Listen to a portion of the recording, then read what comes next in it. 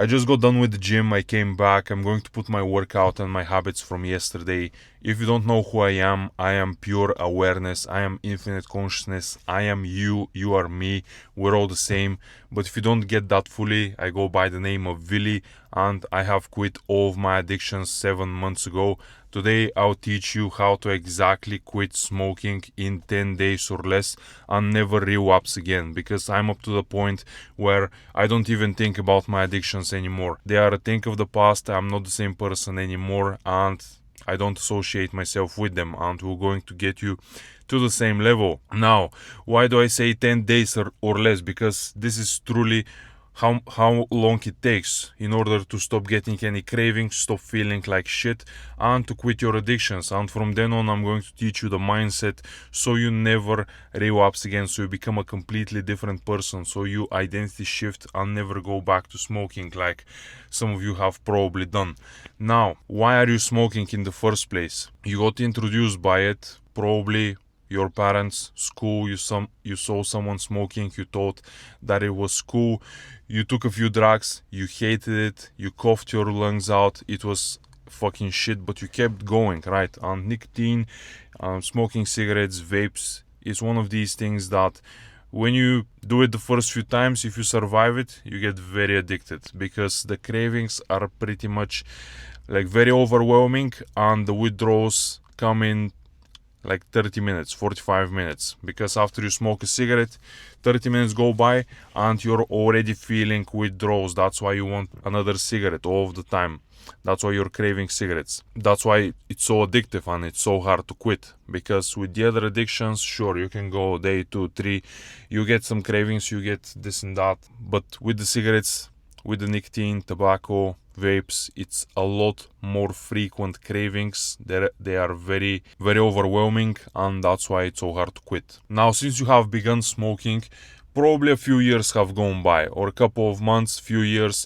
That is when most people kind of realize that this is a problem, this is draining their money, this is ruining their health, and there are no benefits to it. But by that time, you have gotten so used to it, you have taken a drug so many times, you have smoked so many cigarettes or vapes, that you are now a smoker in your identity. When you think of yourself, you think of yourself as a smoker. This is like a quality that you have, or a trait. You have adopted that identity.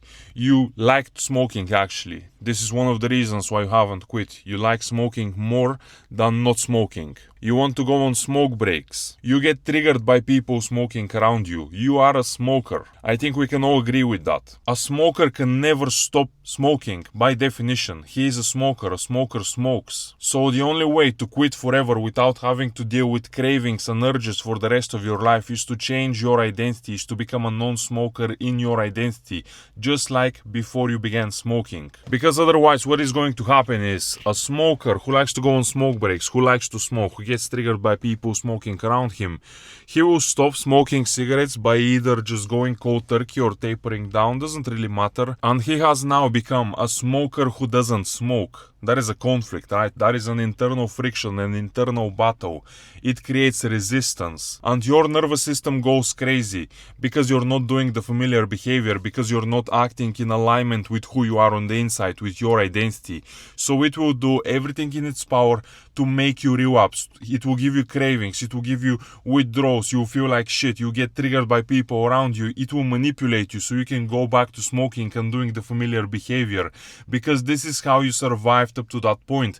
And your brain doesn't think long term, it doesn't realize all the consequences from smoking cigarettes. It just realizes that you're a smoker, that's what you do, you have survived doing it up to that point, and you are safe doing it, basically. It doesn't understand any long-term consequences. So it will do everything in its power to make you go back. And that's why people are struggling and they're miserable once they quit smoking, because they haven't changed on the inside and they're getting all these cravings, and it's a mental battle all of the time. They hate their everyday life because they enjoy smoking so much, and now they're not smoking. So you have to become a non-smoker on the inside. You have to become someone who doesn't smoke, someone who dislikes smoking, someone who doesn't get triggered by people smoking around him, someone who understands the consequences of smoking, and become a non-smoker on on the inside. Only then you'll be able to quit without having any cravings, any urges or desire to go back. You do that by consciously reprogramming your self-image, who you think you are. Because if you say, I am trying to quit smoking, you're always going to be that. This is your identity, someone who tries to quit smoking, and you'll always be struggling by trying to quit smoking. You never actually quit. So you have to start saying that you are not a smoker, you don't smoke.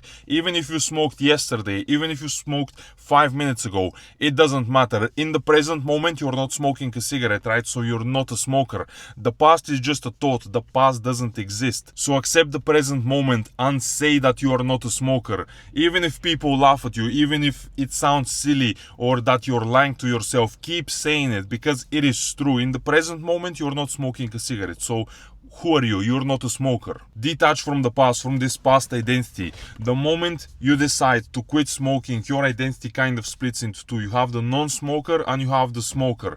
So they will both manipulate you, and you have to be very careful which thoughts you listen to and realizing which thoughts are coming from which identity, because your new identity will make you push yourself harder, will make you like conquer reality, will make you not smoke, will make you eat healthy. The old version of yourself who smokes would constantly try to manipulate you to go back to smoking, to go out with friends that smoke and ask for a cigarette. It will get triggered, it will give you urges, desires, everything to make you go back to smoking so the old identity doesn't die.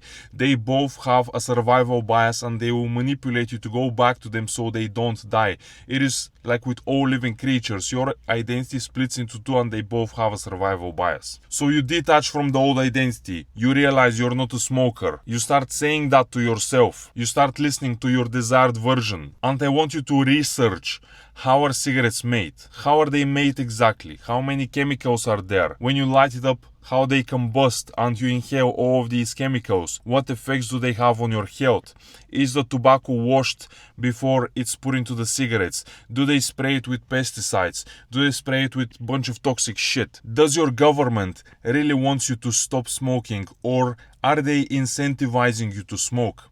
How much money is the government making from each pack of cigarettes? I want you to really go deep into that and research and see the whole scheme for what it is. It has no benefits at all for you and it's robbing you out of your money, out of your time, out of your willpower, out of your health, out of everything that is good for you. Then when you realize this whole thing is a fucking scam, how can you associate yourself as a smoker, as someone who is getting scammed, as someone who is getting fucked by the government all of the time? As I said, I want you to really go deep into that and make a whole report, few pages long, all of the details, everything that you can find about how cigarettes are made and what are the effects on yourself and how much the government is profiting from that. Once you have the report, I want you to write a few statements. They are reminders of who you are.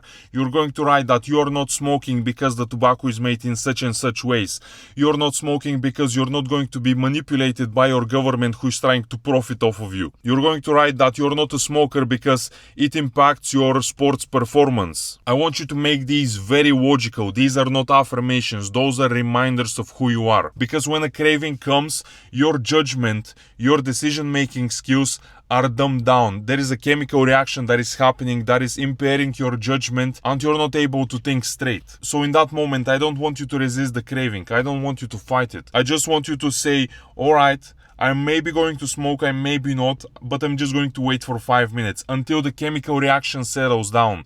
These are physical processes that happen. And when you just sit with the craving for 5 minutes, you delay it for 5 minutes, the chemical reaction is going to settle down. Most of the time, you're not even going to want to smoke, but if you still want to smoke a cigarette, you go and read that shit out loud and you remember who you are and why you're not doing it. You do that for 10 days, you constantly remind yourself that you're not a smoker, you dissociate from the past, you let that shit go, and your only job is to survive 7 to 10 days. After that, the cravings are gone. After that, you don't even want to smoke. After that, you don't even remember smoking cigarettes. If that was helpful, drop a comment. If it wasn't helpful, drop a comment as well. I want to know what I missed on, what could have been better. I appreciate you guys, and I'll see you next time.